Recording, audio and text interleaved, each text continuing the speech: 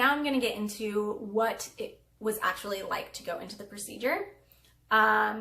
So we got there, I filled out some paperwork, gave some emergency contacts, which they already had, but they needed to confirmed my insurance stuff, and then they took me into the back. There, the anesthesiologist talked to me. He had already called a couple days before to confirm some things about my medical history, so that he could, do his job right and make sure I don't wake up in the middle. So he talked to me for a little bit, and then they had me undress and put on a gown. Then I was taken into the lithotripsy room, which has this like table bed thing with a hole in the side of it. And underneath that hole, there's like this machine, and then there's imaging stuff on top. And they kind of laughed because they were like, wow, like, I'm a small human. And they were like, wow, you might actually fall through that hole. Be careful, okay? Like, we don't want to lose you in there. And they were lighthearted and nice, and I think they could tell how anxious I was, because it is, a medical procedure and I would be under. There's nothing really that Bailey would be able to do anyways, so she stayed at home for this procedure. So I was there without her. I was feeling very anxious, and obviously she wasn't able to task to help me. So they were really nice and friendly and made some jokes to keep my spirits up. They gave me an IV and put on a little oxygen mask, and then they put me under for the procedure. After the procedure, when I woke up, I was woozy and loopy, of course, because of the anesthesia. I remember having a conversation with the nurse that I don't remember, and then she brought my friend back to, talk with me, and they gave me crackers and ginger ale, which was cool. Actually, I don't think it was ginger ale. I think it was a Coca-Cola. Details matter. And, I was feeling fine. I was thinking, wow, I'm a little loopy, but I'm gonna go home, I'm gonna take a nap, and everything's fine. And I got through 2 crackers in my little, peanut butter cracker set, and I thought I was gonna vomit. So I stopped, and I just sat there and zoned out a bit, and then they said, okay, now you can get dressed and your friend can take you home. And I was like, okay, great. My friend was driving me home, and this is really when the nausea and the pain started to kick in. It progressively got worse and worse, and I just remember at some point I was in the car just thinking like, do not get sick, do not get sick. She drove you to and from this appointment, and you haven't even known her for that long, and it lasted twice as long as they said it was gonna. They said it was only gonna take 1 hour, and it took 2, and she's being so nice. Do not ruin her car, Sarah. And I just kept saying that in my head over and over, like, don't get sick in her car, don't get sick in her car. And I made it home without getting sick in her car, which is pretty great. But as soon as I got home, I did, immediately get sick. And I was in the bathroom, crouched over the toilet for probably 45 minutes before I was able to get up and take some anti-nausea meds and my pain meds, which really sucks because you're supposed to take pain meds as soon as the pain starts, because the later you take it, the less effective they are at reducing the pain. So, if you are having this procedure done, I suggest, of course, talking with your doctor, but as soon as you're out and you're starting to get food in your system, that's when you should take your anti-nausea and your pain meds. Because if I had done that, I'm sure I could have avoided this whole mess. Because I had only really you're supposed to fast the day of, and then I only really ate 2 peanut butter crackers and like a tiny bit of Coca-Cola before I was like unable to keep anything down for the rest of the day. And that probably didn't help my situation either.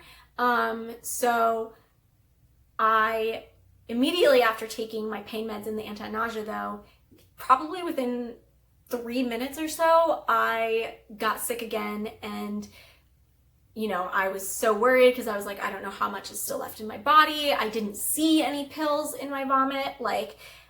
So I can't just take more. And like I said before, I was so scared of getting addicted to the pain meds that I was like, I'm absolutely not taking any more. Like, this is too risky.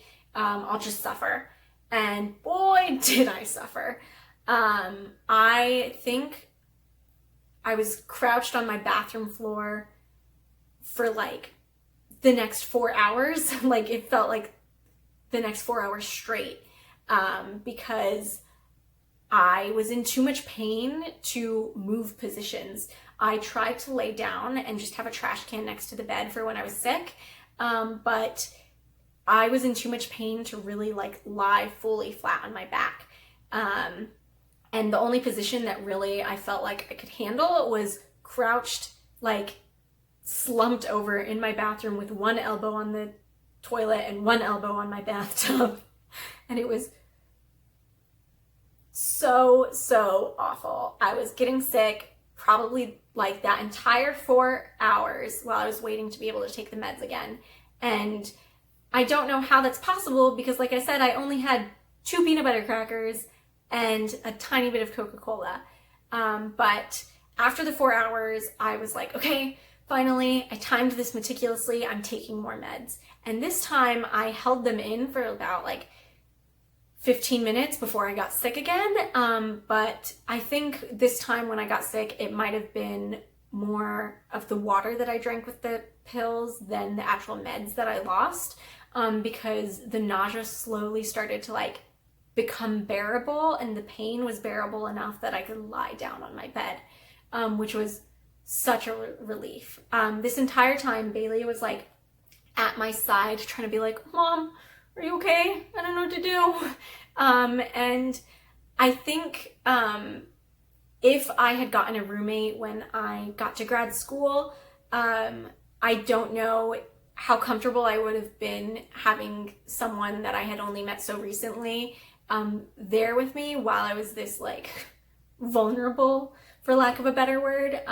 But I do suggest if you have loved ones that you are close with nearby, to have them with you after this procedure, because, you know, maybe if I had just had someone with me, like they could have called the pharmacy and see if, you know, if I could take another pain pill, or, you know, just kind of like patted my back and been like, it's gonna be okay. I don't know. But I definitely think the fact that I live alone and I didn't have people that I was close to living nearby. Everyone is at least 10 hours away by car. So that was kind of just a lot for me to handle on my own.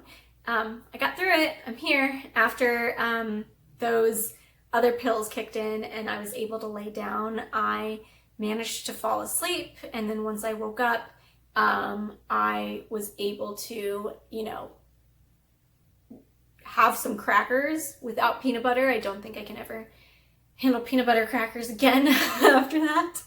But I was able to have some crackers and take another round of pain meds that, you know, stayed in my system this time. So it was pretty bad pain-wise. I had a really nasty looking bruise in a perfect circle right on my back where the lithotripsy shockwaves went in. So after that first initial night, that was just completely terrible and awful and difficult to get through, things really looked up. It got a lot better very quick. I think my kidneys were just like in so much pain because the stones were all trying to leave at once, and it had just been hit with all these shock waves. So it understandably was a little shocked, get my pun. But they sent me home with a strainer for my pee, which looks like this. This one is unused, for the record. They gave me 2 and I only needed 1. But it looks like this. It's plastic, and it's much better than the ones my student health gave me, which were paper. And they only gave me 2, and I was like, okay, well, paper like doesn't really handle water well, or like liquids well. But basically, I strained my pee for every pee after the procedure.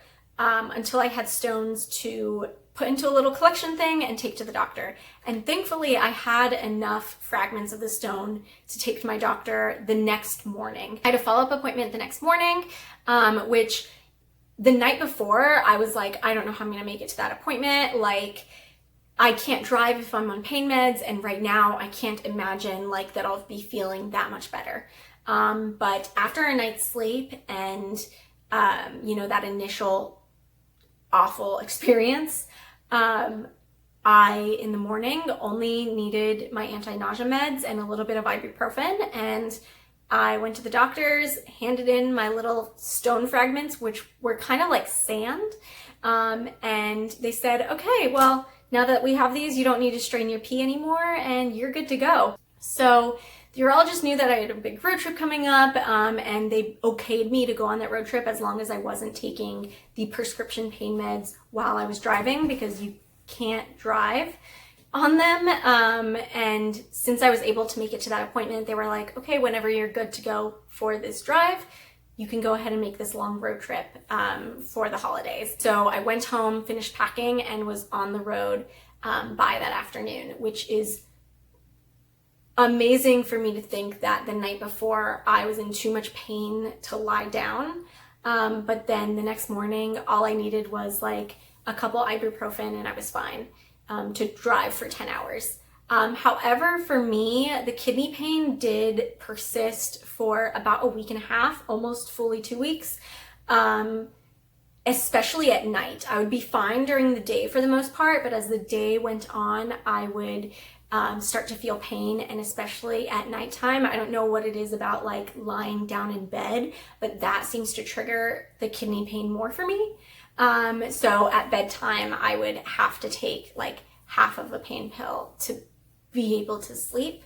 And that was kind of unavoidable. But I did call my urologist and they said, you know, it's normal to be in pain for up to 2 weeks after lithotripsy. But yeah, that is my lithotripsy experience. I'm sure I left out some details or some things that people might be interested in knowing. So if you have questions, please put them in the comments down below and I will answer to the best of my ability. It was quite a roller coaster, and the recovery from it was a little more rocky than I anticipated from a non-invasive procedure. So thank you guys for watching. I really appreciate your support. Subscribe for more videos and we will see you in our next one. Thanks guys, bye. Yes, do you want to say goodbye to the people? Do you want to say goodbye to the people? Oh yes, oh yes. Bye guys.